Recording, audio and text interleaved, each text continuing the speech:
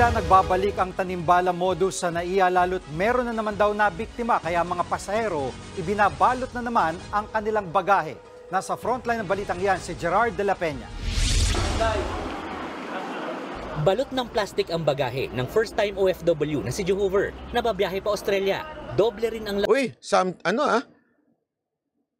medyo parang may naalala tayo dito O, di ba? Parang may naalala tayo dito yung balot-balot ng ganyan. Nawala na yun dati. Nawala na yan. Sa kanyang maleta. Ang discarding ito ni Jehover, dala ng takot nang umano'y nagbabalik na tanimbala modus sa NAIA. Binalot ko na lang doon, saka pagdating dito, ganun din. Tsaka nilagyan ko pa rin ng cable tie. Oh, ay. Lagyan mo na rin ng sticker. Walang bala dito. Di ba? Lagyan mo na rin ng sticker. Walang bala dito. Boss Dada, babiyahe akong Japan. Pagawa mo naman ako ng sticker. Walang bala dito. Babala. Walang bala dito. Kung ayaw nyo mabanatan ni Banatbay, huwag kayong magtangka. Pwede ba? Para sure. Kasi sabi nila pag zipper, madali lang butasan. So binalot ko na lang ganito. Usap-usapan kasi ngayon ang public post si Charity Imam. May nakuha raw na bala sa kanyang bagahe nang paalis siya pa Thailand nitong Enero. Shinare niya rin ang litrato ng bala na nakabalot ng plastik. Bagamat inamin niyang may lisensya siya para sa baril, hindi raw sa kanya ang nakuhang bala. Sa huli, hinayaan na raw siya makabiyahe. 2015 nang unang lumutang ang isyu ng tanim o laglag bala modus sa paliparan. Dito, iniipitan umano ng bala ang mga bagahe ng mga pasahero. Kapag nahuli, hihingi raw ng pera ang staff sa pasahero para sila'y palusutin para makabiyahe. Itinanggi naman ng Office for Transportation Security o OTS na may kinalaman ng kanilang tauhan sa nakuhang bala sa bagahe ni Charity. Hindi raw hinawakan ng sinumang staff ang maleta niya. Yung pasahero po yung naglalagay ng kanilang bagahe dun sa ating x-ray machine. So yung x-ray machine po, at that time, nireject po niya yung bag ng pasahero. So Okay. after nung may na-detect ko, yes po, that's the time na we have submitted the baggage po for manual inspection.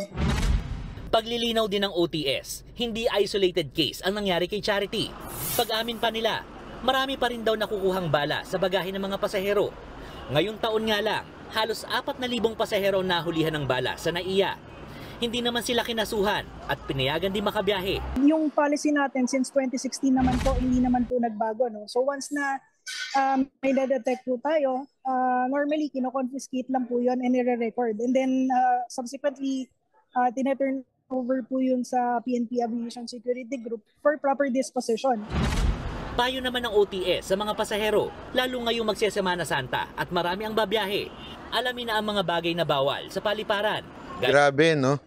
Yun daw ang payo ng OTS. Alamin ang pinagbabawal. Gago ba kayo? Hindi, sorry OTS. Sa tingin ninyo hindi alam ng taong bayan na bawal ang bala?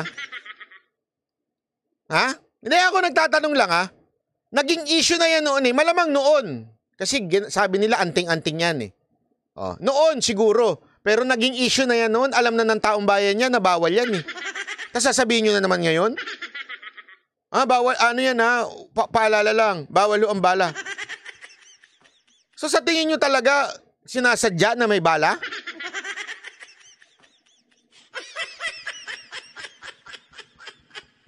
Ano to? Nakikiuso kayong Tiberos? Kung may tanim witness, may tanim bala na uli?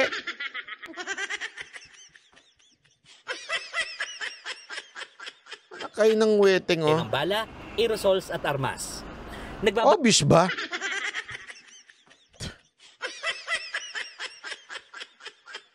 Ay nako, OTS talaga wala na kayong kadala-dala.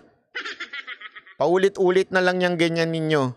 Wala ba? Bakit? Wala na si PRRD. Wala nang sisibak sa inyo. Sa bagay. Sa bagay. May punto naman si ate. Sa mga OTS. Ay nako, 'di ba? Ang galing Palakpakan naman natin.